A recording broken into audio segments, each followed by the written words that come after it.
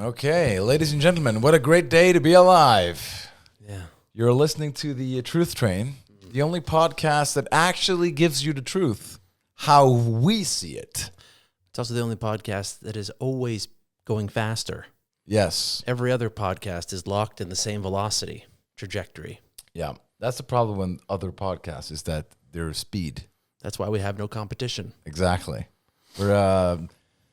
We're increasing our numbers. Remember to subscribe and like this podcast. And feel free to take a picture of your Sanometer at any given time and post it to our website. That is also correct. And you may also like this podcast on the Spotify platform. And you should also go in and watch it on YouTube if you're listening to it. Or if you want to take your life and yourself seriously, that's when you watch it on YouTube.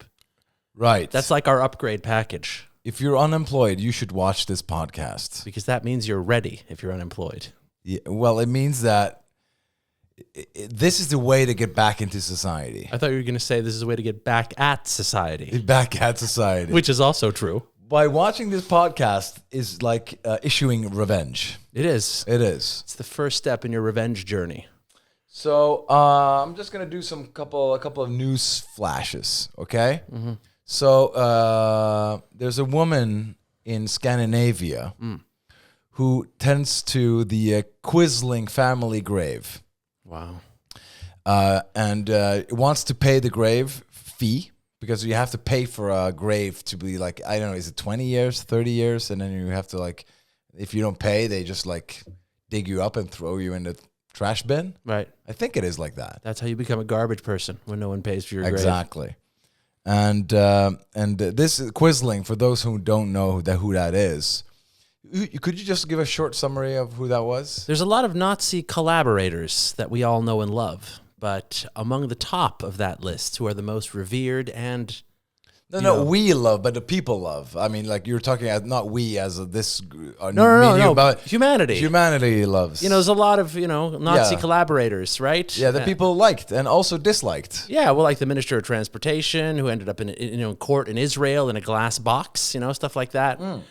So anyway, Quisling was the one who sided with the Nazis in Norway and took a whole bunch of Norwegians and sent them to the Eastern Front to die. Right.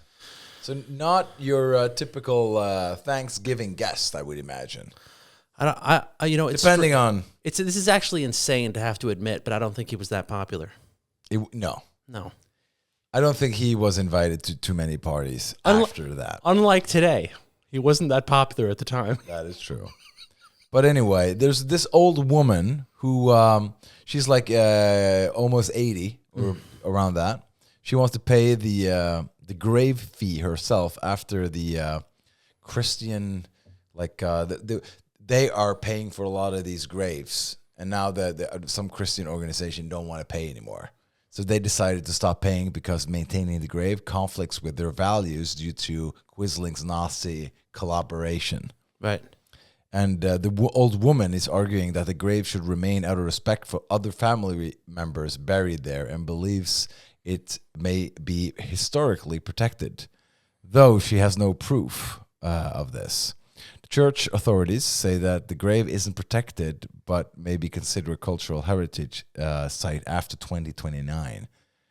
The grave has attracted neo-Nazis, but the old woman says that there's no reason to remove it because of that. No. That's never a good enough reason to remove anything if it attracts neo-Nazis. So, I mean, old women, they're fighting the causes that are important, obviously. It's so, you got to admire the commitment to something. She's 77 years old. Right. And she says, no, we got to keep the Nazi grave. Keep it going. Yeah. I mean. Keep the Nazi spirit alive. Yeah, so I'm just saying, if you see an old woman out there, they look innocent, but they have some strong views on stuff. I think the most important thing for our viewers to take in is that if you are in a country which is being taken over by an insane dictator, if you side with that dictator and then somehow the whole thing collapses after about a decade, old women will tend to your grave nonetheless. That is true. So there's nothing to fear, really. Right. Okay, so let's have a talk here. How are you? Me? Yeah, how are you today? How do you feel as a person in your head? Yeah, that's wow, I didn't see that coming. Well, exactly. Yeah. It's it's really dark. It's dark, huh? Yeah. What's providing this darkness, you think? You know, I've just been very unlucky lately. You have. Yeah. With who or with what? Well, you know, it's hard to imagine me being unlucky with anything. Well, I mean, it's the first thing I've heard that is like it's not. I don't associate unlucky stuff with you. No. No. No, it's just recently things have been going very, very poorly, and it's not ideal. What do you mean?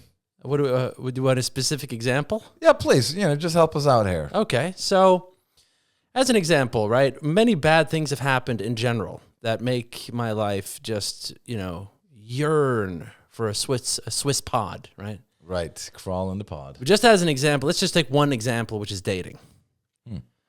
So I decided, you know what, maybe I should just go on one of these apps and just see what's going on. Okay? Right. So then I matched with some person and then talking to her for about 48 hours. And after 48 hours, she reveals that she's in a mental institution. Right. And, my sponsor, Narcotics Anonymous, he always says, you always meet women on your own shelf. Yeah. Right? So this doesn't bode well for me. And also, I would just like to say that I really admire the confidence of someone who is in involuntary lockdown in a mental hospital, in a padded cell, in a straitjacket, and has just received their daily injection and thinks, I should share my life with someone. So to be clear here for a second, you were messaging in a flirty way with a woman who is locked up in a mental institution. And she didn't reveal that until later. Right. Can I just say that for all the kids who are listening, I think it's important to point at the fact that she's actually admitting it, because how many women have we been talking to throughout the years who's actually in a mental institution but not admitting it? So that's actually, that is like a strength, I feel. Like she's honest. I don't know. I think about the padded room. The only thing that proves your sanity in a sanitarium, right, is the fact that you lie about being there on a dating app, I would say. Exactly. So it doesn't bode well for her sanity that she's going like, hey, by the way. By the way, if she's locked up in a mental institution and flirting with you, how mental can she be? It's so bad. It's so bad, And then here's the worst part, right? I remember at the beginning of the conversation, first of all, I'm in a bad place, okay? So it's not like I'm super excited to meet someone. This is just more of a way of killing time. Right. But I'm on there, and she goes like, so, what should we do? And I'm just like, ugh, whatever. I don't know, coffee, take a walk. Something that doesn't take more than 15 minutes so we can just decide to hate each other and move on. Yeah. And she goes, no, I deserve better. Well, no, not really. She's in a mental institution. She should be happy with, just getting outside the padded room. I know, that should be. Like just a 5 minutes out of the straitjacket. And here's the worst part, too. At one point, she was saying, like, haha, guys are standing in line. Are they? Outside the mental institution, then? Well, I'm pretty sure there's a line in the mental institution. The medication line. People in straitjackets who can't wait to get on a date with her. Yeah, but can't wait to get their Abilify. Yeah, but also you could say hey, listen, I can meet you at the mental institution. I can massage your neck through the straitjacket. You could do stuff like that. Look, here's another thing she said. Usually, if you're on a dating app, which I hate, by the way, and do not endorse, I think everyone should burn their phones and delete their apps, and then also burn your birth certificate while you're at it. Fake your own death, and then go hit on a woman with a speedboat. Yep. But usually if you're talking to someone, they'll say something like I remember asking a woman once, so it seems like you've traveled a lot. She's like, no big deal, but I travel a lot. It's it's boring, but it's part of my life. And I was like, oh, really? I've been to 75 countries, just so you know. People brag about stuff like that. This mental institution woman, she was bragging about stuff like, I was like, are you depressed or in a psychosis? She was just like, I don't like to brag or anything, but the doctors say I have an enormous amount of self-insight about my condition. That's good. And then I was like, what actually happened? And she's like, well, I have my own name for it, but the doctor said I should always refer to it as the unfortunate incident. Right. I hate that when professionals gets in the way of you not defining your own sickness. What is happening? What is happening? Anyway, so the only choice I have now, it's only two, I would say 3 ways, right? Number 1 is become an enemy of the state. Right. And go into the forest, right? Work on my manifesto, try to get weapons from Libya, stuff like that. And the other one is to kill myself. And the third one is to go back on stage.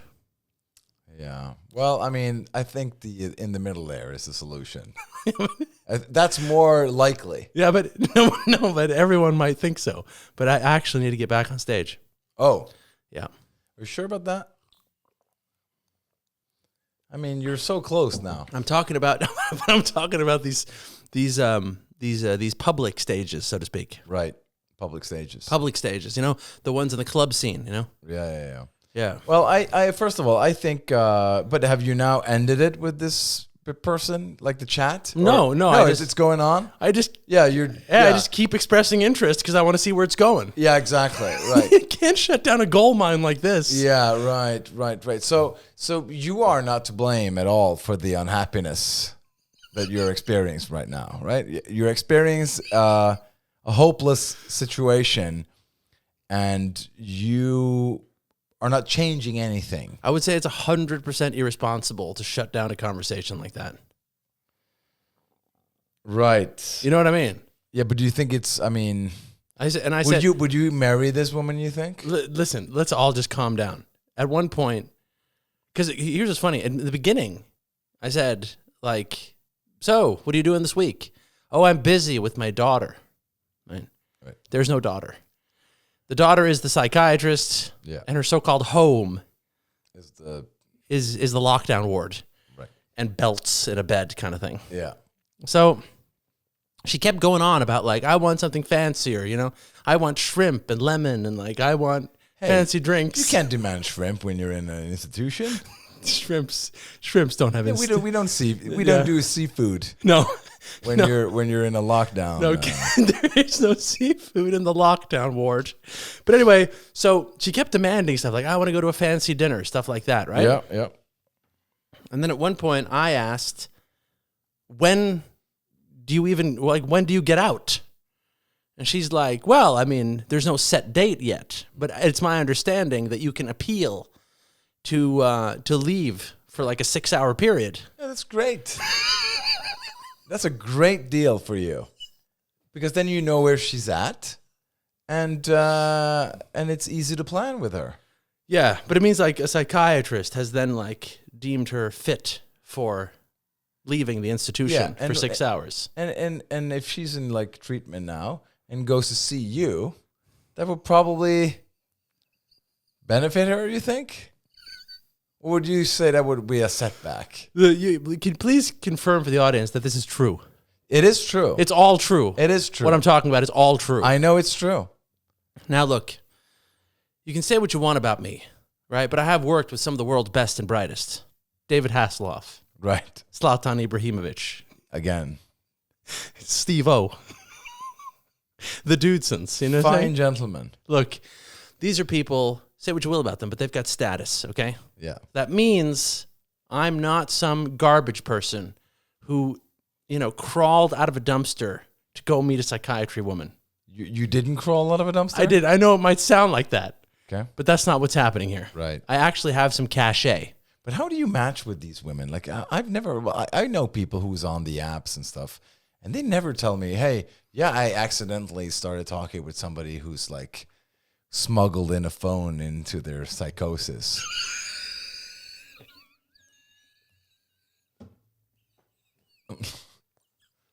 Yeah. You smuggled the phone into your psychosis, into the actual parallel reality you live in. And also, by the way, how the fuck is she allowed to have a phone in the first place? I don't know. Like, if you are locked in, phone? Is that the way to go? And also, Is there a window? Is it like, hey, you're allowed to have the phone 1 hour a day? Is that a thing? Is it? Is she flirting at the same time every, or how does it work? she says she's very bored in there. I wonder why. And she keeps talking. I don't know. Maybe they should give her more meds. Yeah. But look, you know what's interesting is when she said, I'm currently locked up in a psychiatric ward, but it's not because I'm insane.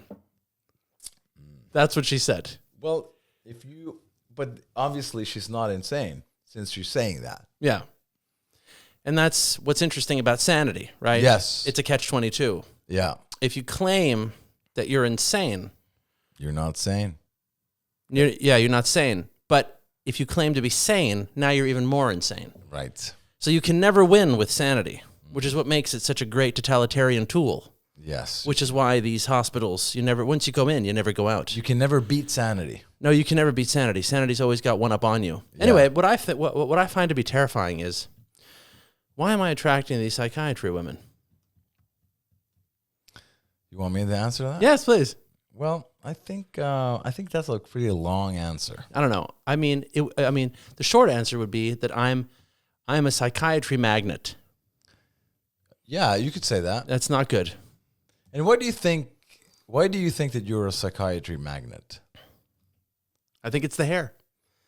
Oh, you think so? I know it's the hair. You've told me for decades it's the hair, but I know now. You mean that a grown-up man have like this Krusty the Clown hair, and that he's attracting unserious people? Yeah, but Krusty the Clown would insinuate that I'm some sort of axe murderer who hasn't been arrested yet. I would say I look more like a surfer guy who put on weight. Sure. Okay, I can go with surfer. Surfer guy who kind of like is eating too many sandwiches and sort of judging surf contests. Yeah, but I would also say like a surfer who turned doomsday prepper. That too, I think. Maybe a little. Yeah, a little. But anyway. I would say a lot. But the point is, so how do we fix this then? If we have now identified the problem. Yeah. It's the hair. Right. Okay? Yeah. They see you and they're like, hey, I'm insane. He would date me. Right? That's what these people are saying. That's what they say to each other. Yeah. When they're talking in the institutions. Right. When they're talking to themselves. Yeah. Very often too. When they're talking to their other personalities. That's what they say. My best friend in this room that I'm in, who does not exist, is telling me that I should date you. Yeah. And if they date you, and if they say to themselves like, hey, that hair and his style, that would match up with my insanity. Yeah. So what do you now do? Right? Like, are you the one who should change, or are they supposed to change?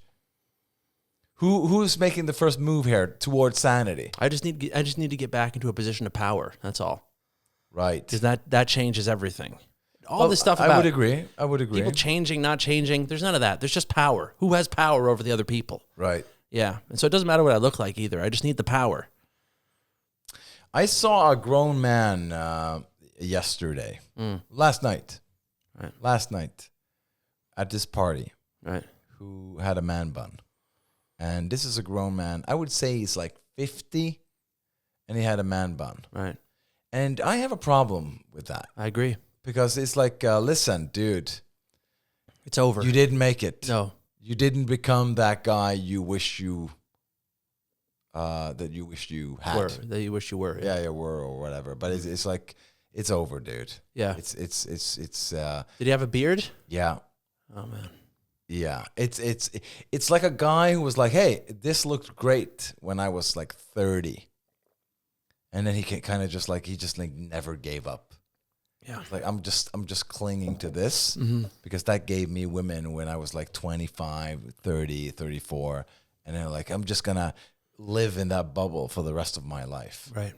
And it's like at some point you have to like, listen, you have to put on a shirt. You had your run. Yeah. It's over for you. It's other people's game now. You're too old to play this young man anymore. Yeah. Right? At some point you actually have to stop wearing T-shirts and wear shirts instead. Exactly, right? All that stuff has to happen, you know. It has to happen. You could wear a T-shirt and a blazer. You could like dress it down. You could do a couple of stuff by not being too casual. but also not too snobbish. Right. But hair is an important factor. Yeah.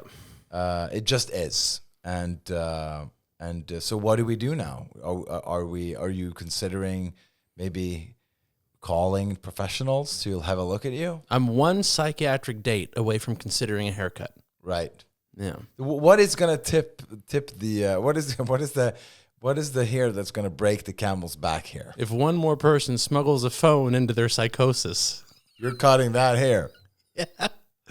I love it how they're smuggling physical items into their alternative reality. Yeah, I love that too. That's a great, it's like they're smuggling a phone into their psychosis. Exactly. That's great. But if okay, but let's turn this on its head. Let's say you have a friend. Yeah. And he only attracts insane women. Right. Right? And they're always like talking about how many people they're sleeping with, and they're talking about, like, they're just giving you their whole life immediately, too fast, too detailed, and it kind of like puts you off.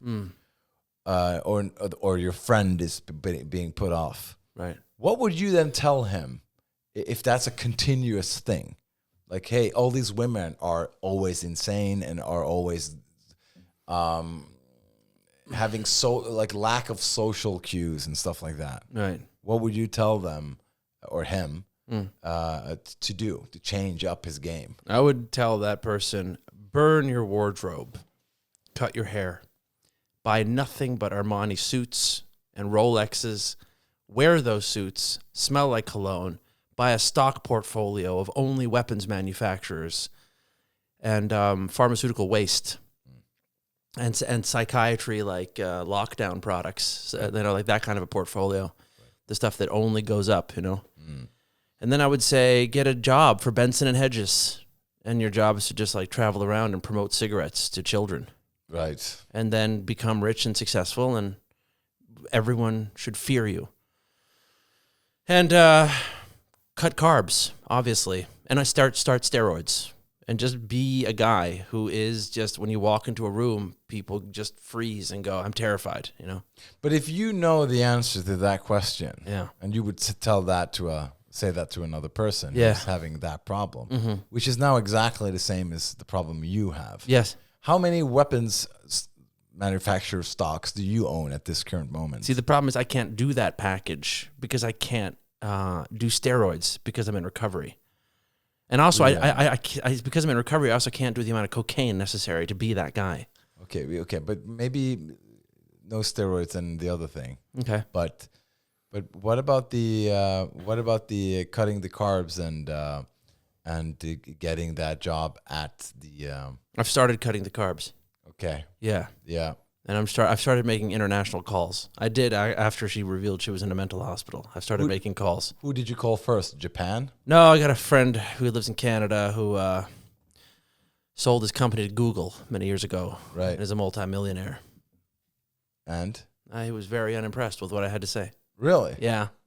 And what did you had a call with it? Like, you talked to him? Yes. And like, hey, how are you doing? Yeah, he's just retired. Yeah. So he said, just good luck with everything. Yeah, don't call her again. Yeah, good luck with everything. Don't call her again. Good luck with your mental institution, friend. Yeah. Right? No, man. But in all seriousness, like, listen, this is a sign that things are going terribly, terribly wrong. But I think that's something that people out there should know. I like to think of myself as a case study. Okay. Yes. So, I mean, I'm sure there's tons of people out there who are matching with women who admit that they're locked up in a mental institution a couple days later, right? And they think maybe it's me. Yeah. Right? Yeah. But it isn't a little bit of you, a little bit of her. It's just you. Mm. So when you match with women who are in lockdown wards, it's a reflection of who you are on the inside. Mm. What do you think? Why don't you match with lockdown women? Yeah, I don't play that game. Here's the thing. I think we should be generous here. Okay. I think we shouldn't be judgmental. Right. Okay? We all know someone at some point who was just like shortly visiting a mental institution. We all know one. Whatever capacity it was. Yeah. Short stay, long stay, whatever it is. And they got better and they got back into society again. And now they're like, upstanding citizens. Not all of them, but some of them. Some of them. And I would imagine that maybe you should try to give this person a chance. Right. Because everybody deserves a second chance. Introduce her to my parents. Let's not jump the gun here. I'm just straight from the mental institution. Yes, here's she. Yeah, why is she wearing a straitjacket? We didn't have time. Why is she wearing a white robe? Yeah. Why do you have a number on your arm? Why is her ass exposed in that dress of hers? Yeah. No, listen. I think you should not be too judgmental on this person. I think you should hey, listen. How's your medicine situation?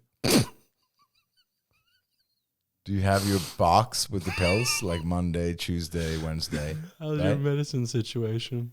And then she had a daughter, you said? I don't know if the daughter's made up or real. Well, that's not important. No. Maybe she wants children, but she's just imagining that she has a children at this moment. Right. It helps her kind of alleviate pain. Yeah. But I think you should give her a chance. Right. And ask the psychiatric ward, hey, listen, can I take her out for a cup of coffee? And then they would say, well, listen, she has higher demands. Right. Right. Okay. That's an insane statement, right? She demands more. She demands more. Okay, what about a Cinnabon and a coffee and a stroll? No. She wants the whole deal. She wants a Cyprexa and a holiday. Yeah. Antipsychotic medicine. And what she thinks is a trip to Spain. Yeah. So I think you should give her a chance. Well, haven't you had any encounters with psychiatric, government-run psychiatric stuff? Yeah. I mean, you've dabbled. Hey, listen, I've been in these institutions and talking about how to get clean from narcotics. There you go. Right. Yeah. So, should people sanction you now because you did a wrong turn back in the days? I didn't do a wrong turn. I did the right turn, and then I went into these institutions after I got clean to help these children get clean from narcotics. Yeah, but it's that's what they all say. That's what they. Yeah. That's what every patient always says. Yeah, and you're in a corner is telling yourself that. Yeah. Heavy medicated. But I'm just saying, shouldn't you, should you now be ostracized from society? No, I should also be allowed to be on Tinder. I think so too. Okay, but how about this? Okay. This summer, I went on a date with a woman for 45 minutes, and it was basically hello, how are you? Have a cup of tea. Nice to meet you. Goodbye. Then, after the date, she goes, listen, I'm moving to Germany for 18 months. And then I go, well, that's too bad then. So, have a nice time. She's like, pardon me? You don't want to have a long distance relationship with me? And I go, no. And she goes, too bad. It could have been inspiring. Inspiring. Obviously, it's just a given that me being in a long distance relationship for 18 months with someone I've met for 45 minutes and just destroying my own freedoms and having a terrible time. Obviously that's inspiring. Right. But at the end of the day, it's an insane proposition. So here's the thing. This woman is free, but she should be in a psych ward. Right? And I think that's more dangerous than someone who admits to being in a psych ward. One point to the psych ward person. No, because don't you agree that if you call that inspiring? Yeah, I mean the one who's going to Berlin, we have a loose one now. Yeah. Right? Somebody's on the run. She's not tagged. Yeah, she's not tagged, and she should be profiled and put in a program. Yeah, but on whales, they put those little clips so they can follow them in the ocean. Yeah, and you should do tracking that too. Device. Yeah, you should track her. Yeah, but she's not being tracked. The government should track her. Yes. But the point here is that why didn't you just say let's have a long distance relationship and just keep it warm and you do whatever you want on the side? Obviously she wouldn't care. Oh no. Why not? Because then you would have to hey, how are you doing and talk a lot and stuff like that. No, but just who thinks that's inspiring? I mean, that's insane. What? Yeah, okay. But listen, here's what's crazy. I just had a thought. maybe the mental institutions set up a bunch of Tinder accounts, and then they just start messaging people and pretending to be women who are locked in a mental institution. And the people who don't immediately shut them down, they're now candidates for being locked up against their will. That's actually a great way to find who's crazy out there. Yeah, because you will be crazy to continue talking to a person, right? You would, and you, obviously you are. But you haven't shut it down. I need to see where it's going. It's too good. No, I think you should marry this woman. Right. I mean, what's the worst thing that can happen? Right. And if she goes back to the institution, you know where she is. Yeah. And you can visit her and you know, and you can do that. Then you can have like a little space, and that's nice. And then miss each other, which is very important in a relationship. It is important. You know? So okay, obviously, not everything is going well. That's what you're saying. Everything's going terrible. Oh. Yeah. Right. Yeah.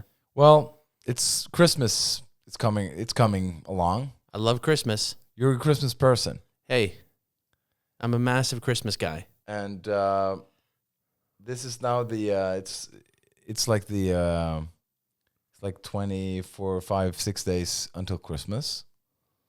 And tell the viewers of this podcast and the listeners, of course, how should they prepare if they are single and chatting with women and they have nobody to kind of like love in the Christmas season? What would you recommend them to do now, preparing for like the dark, lone kind of lockdown situations that is Christmas Eve and stuff like that? The dark March.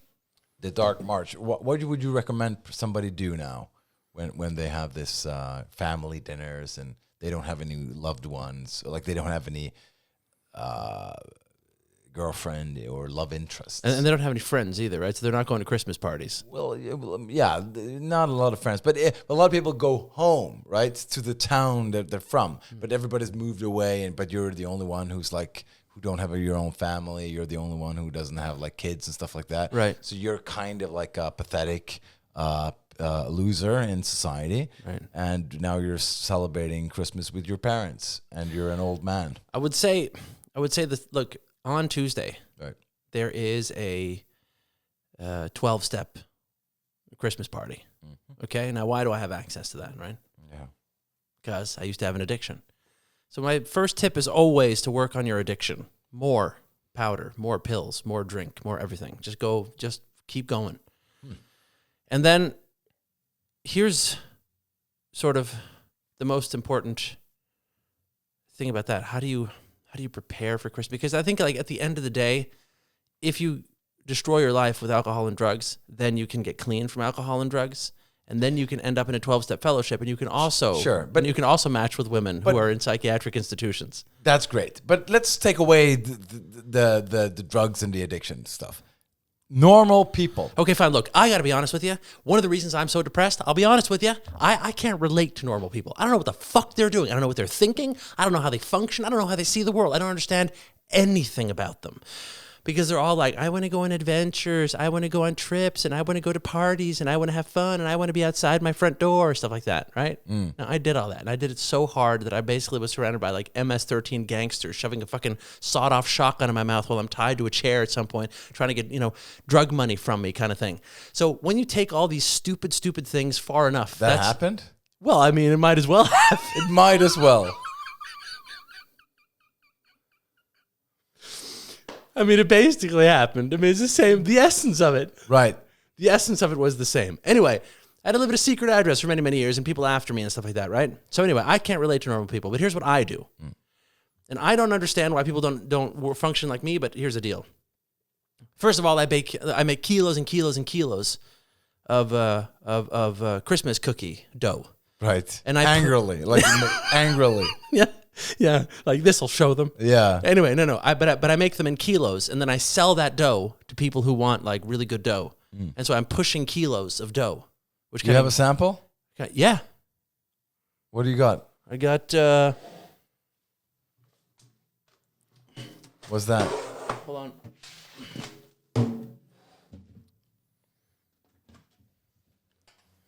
Right here. How is this?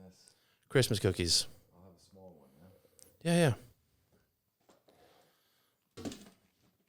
Anyway, so I push all this dough out and everybody buys it because... For a guy who's down on his luck, Yeah? it's pretty good. Thank you.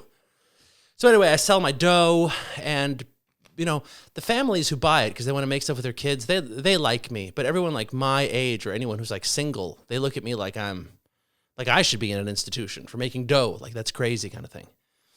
Other than that, you make a bunch of Christmas food, and you make tons of cookies, and you go to Christmas markets, and you do really Christmassy stuff, right?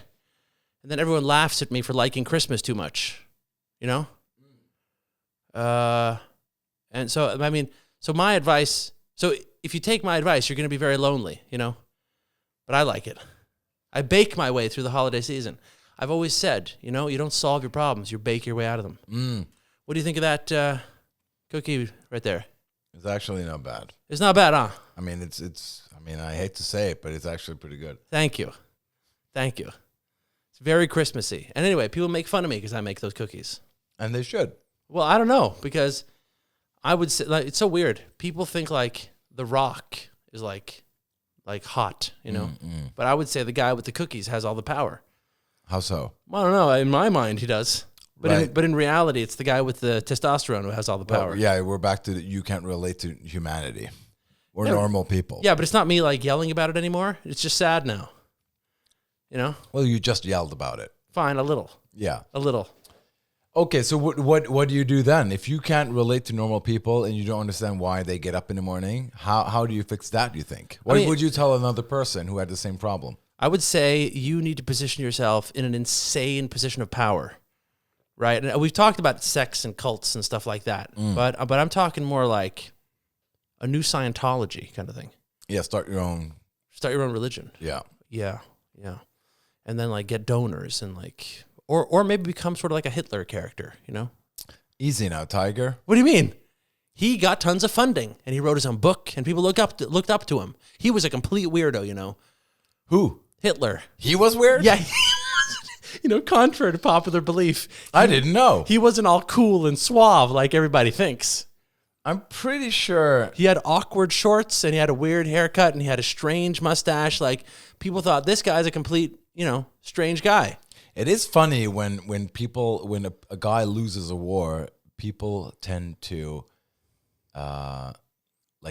make up stuff about how horrible they were. It's like he was a horrible person. I'm not talking about the H-man in Germany. I'm talking about all of them, right? H-man. It's like Saddam Hussein. It was like and Gaddafi in Libya. It's like, yeah, he was like, and they were just like, they pile on. Mussolini too. Yeah, it's always like the same thing. It's like, oh no, he was like eating dogs and then strangling. It was just like yeah, you know what? He was a horrible person. I don't believe all the piling on stuff that they do sometimes. It's like somebody who lost a war become even more idiotic. I only respect people who give warlords the benefit of the doubt.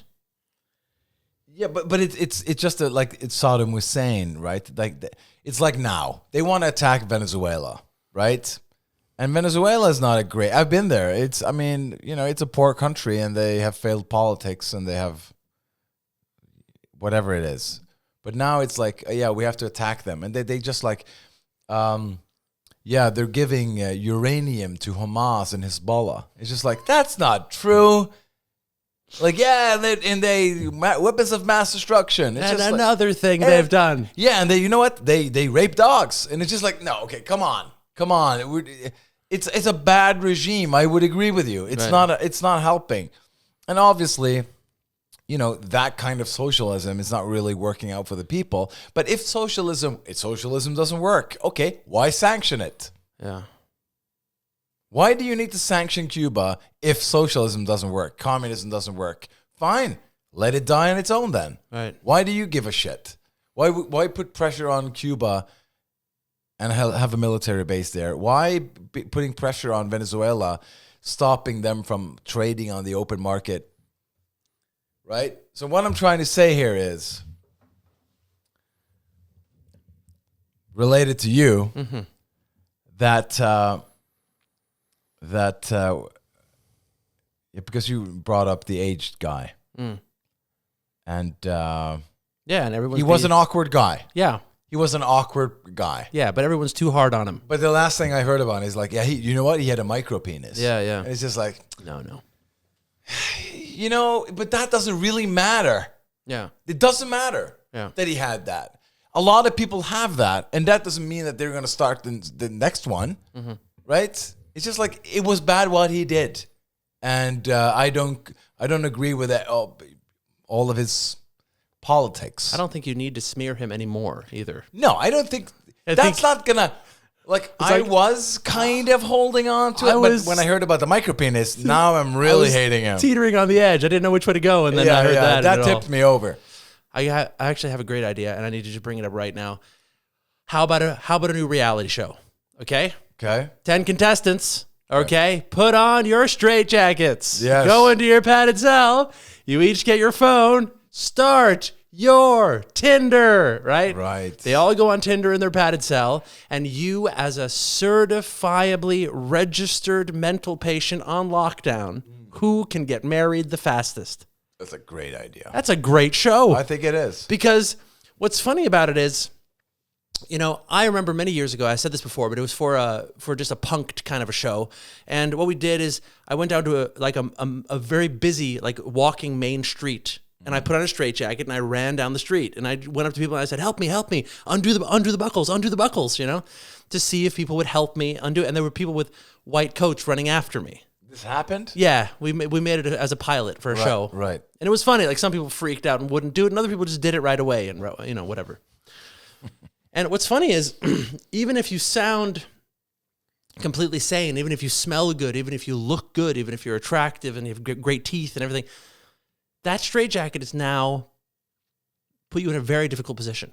No matter what you say, it sounds crazy. It's not ideal. So in the same way, if you're able to get someone of the opposite sex to marry you while on psychiatric lockdown. And in a straitjacket. Yes.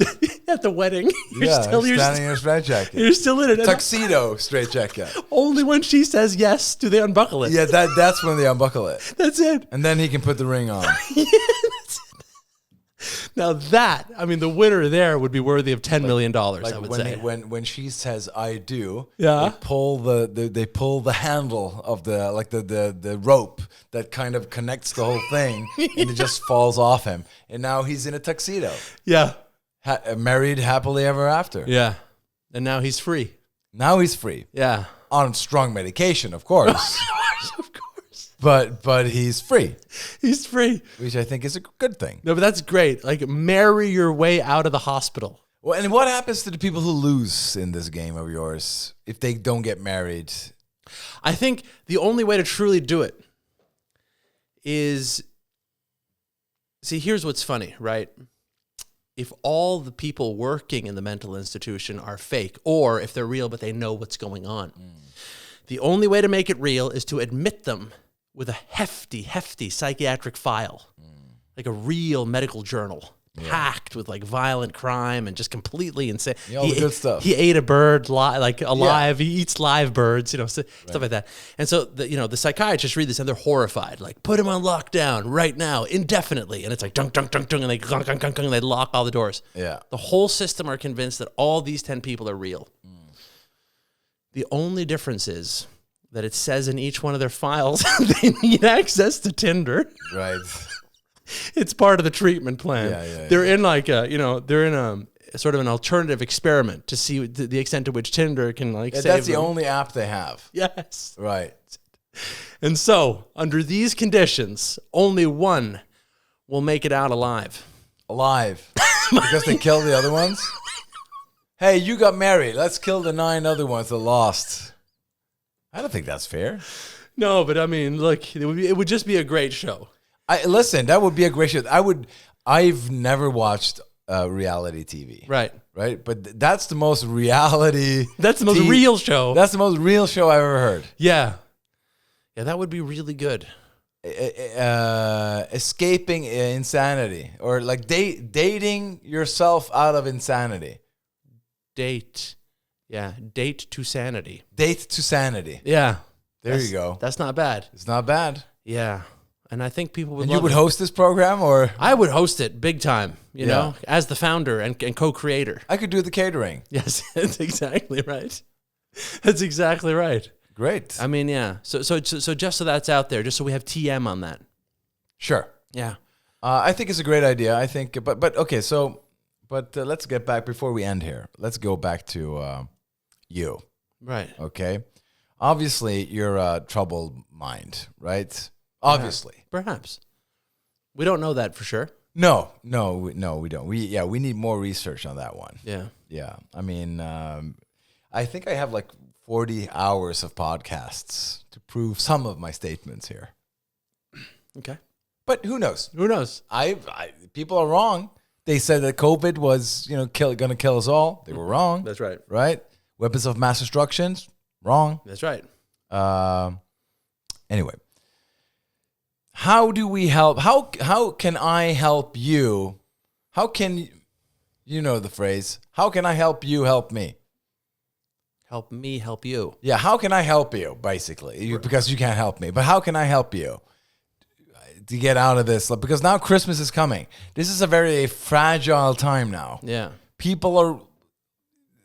There's Christmas ornaments and Christmas lights, and it's like this is when you get to see your family. And there's a lot of people without families out there, right? There's a lot of people who are blocking out their windows with aluminum foil, right? Like real heroes. Like real heroes, and then like turning off the TV and just watching like their old DVDs because they don't want to have a TV on because it reminds them of Christmas, because it's like today's Christmas movie and there's advertisements on TV like, hey, are you going to you should buy this for your family. I don't have a family. Okay, you should go on a trip with your family. I don't have a family. And it's like, hey, wouldn't it be nice to have your friends over for Christmas? I don't have any friends. And it's just like, okay, so you're just reminded of your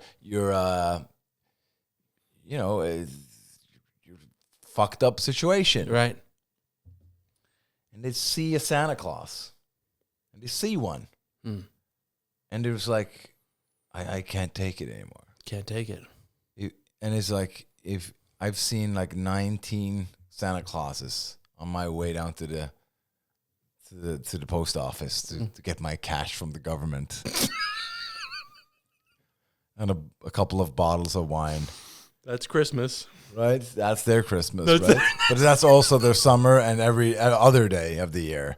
Santa's and alcohol and government money is their summer. And they just like see a Santa Claus waving at them like a robotic thing, and there's like posters of Santa, and like, have you remember buying presents to your family? Have you bought things? Have you used money to buy things to make people happy? And it's just like, oh yeah, I get it. And they just like, and they see the Christmas, and they see this just reminds them of, they're like, hey, are you looking forward to your family? They listen to Chris Ria, driving home for Christmas. You don't have a car, you can't drive anywhere. You don't have a license. You don't have a license. You're like, it's over for you. Yeah. Right? Who you gonna? You don't talk to your family. And there's either. nowhere to drive. There's nowhere to drive. Yeah. And then it's like, if they see one more Santa Claus, and I've met people who are like one Santa Claus away from ending it all. Yeah. Yeah, I've seen If they see one bearded guy with a red hat, it's over for them. one ornament from self-mutilation. Exactly. Yeah. And so I think we have to calm it down. Do you? I think we have to. Calm what down? The Christmas. Right. Because it's this focus now on like, hey, aren't you looking forward to the time with your family? Listen, they already know about the family. You don't have to remind people about, oh shit, I have to spend time with my family. If you have a family and you love them, hey, good luck with all that. But the majority of society it's a grueling time. Right. They're not looking forward to this. Right. This is their worst time of the year. Right. It's the best time of the year. It's a Christmas in a ray.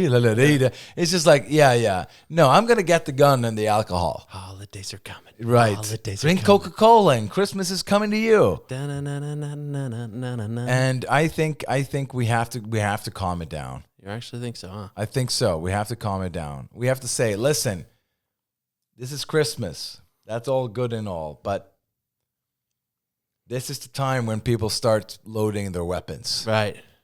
This is when they put the gas stove on. Right. And not make food. Yeah. Okay? They're not firing up the gas.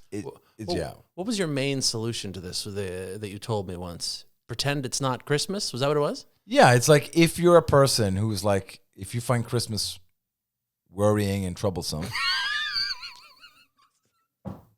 That's not an understatement at all. Yes, worrying and troublesome. Yeah. I would recommend you, of course, you don't own any Christmas things. No. You don't have any Santa Claus. You don't have like one of these boxes of yours with like reindeers and a stupid house. Right? So obviously you have to, and then you watch out the window and you look at your neighbors and they're like hugging each other and there's lights and people have like wool socks on and it's like they're watching TV and like eating snacks and sugary goods and like just like, hey, Christmas, it's so nice, and a blanket and everything. Everybody's hugging and kissing and it's just like, oh, I love you, right? Yeah. And you're just looking at them. It's just like, I should just blow up a bomb right here in my apartment, right? Some people think like that. Some people do.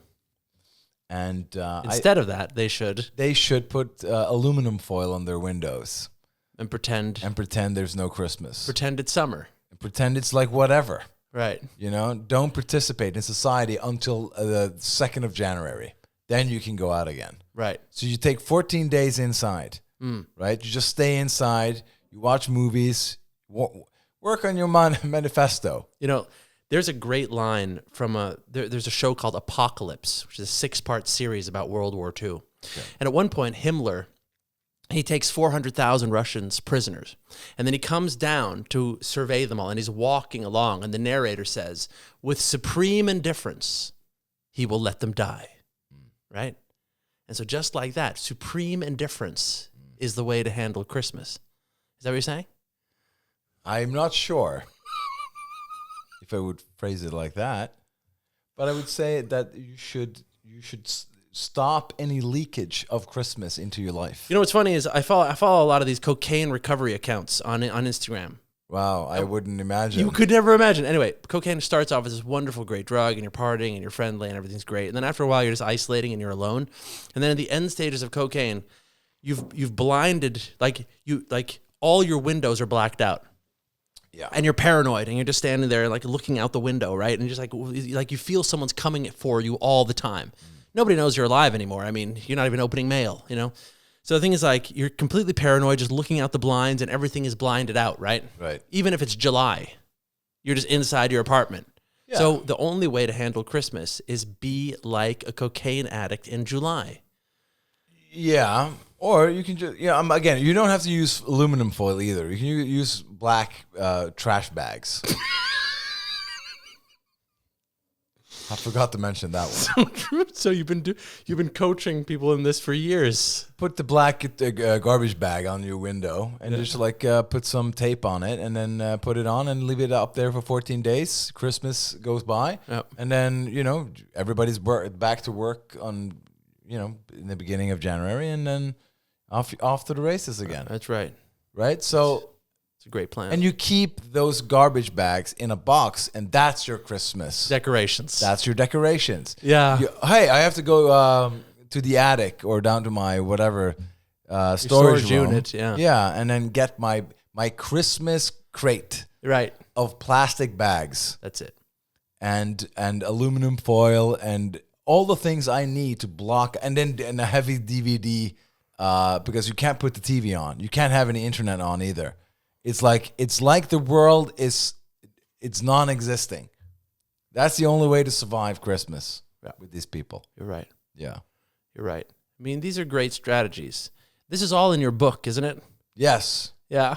My Christmas struggle. Surviving the seasons. Yes. Surviving the seasons. My Christmas struggle. That's fantastic. Anyway, right. So how about this, right? Listen, for me personally, right? I'm really, really depressed. I'm matching with women at psychiatric institutions. And, the world's got me down. What's your advice for me? I don't think I don't think that would fit on a podcast, Right. but I'll try. Okay.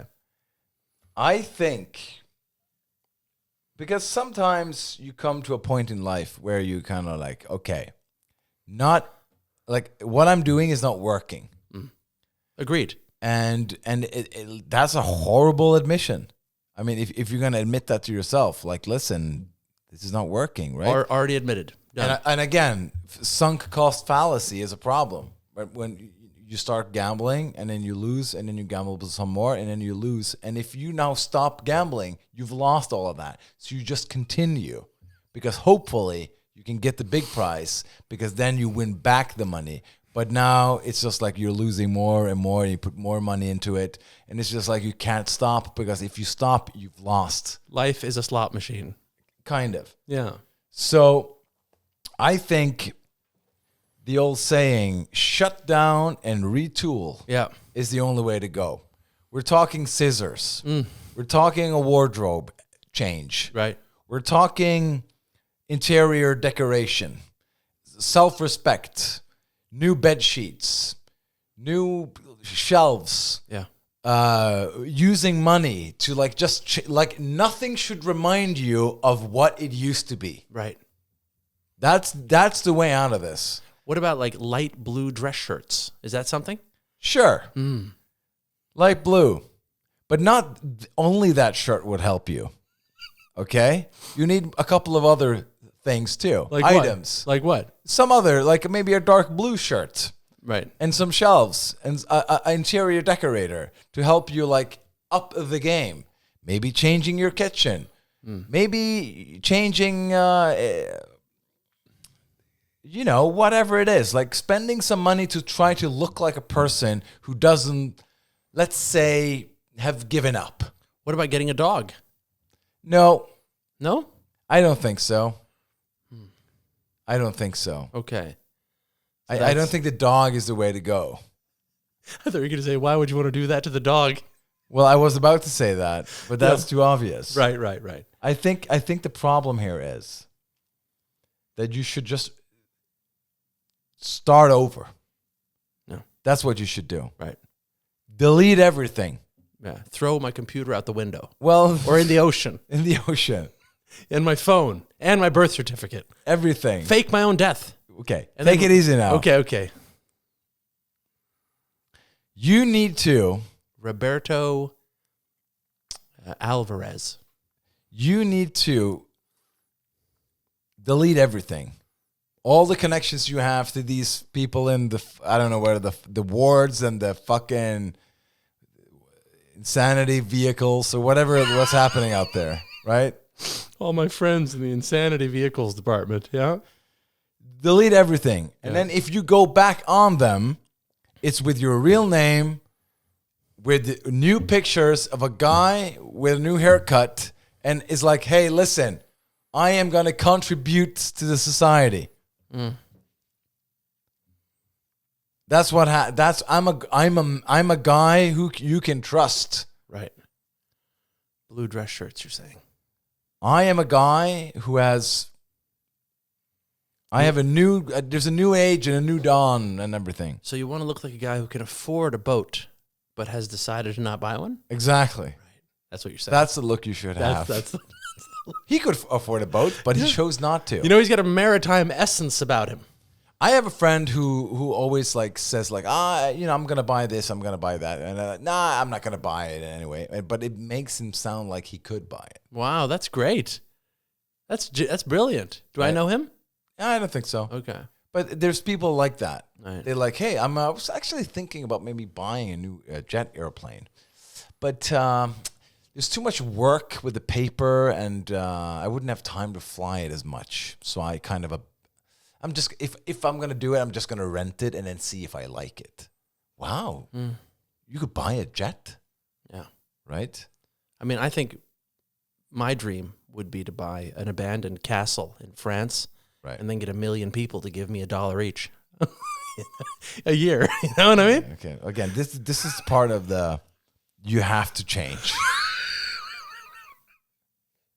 You have to like quotes like that is stopping you from developing as a human being. Good Lord. Okay. Well, that's good to know.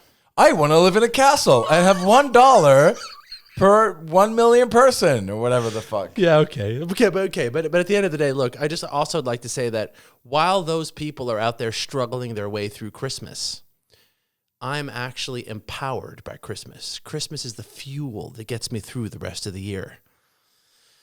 And I would just like to say that as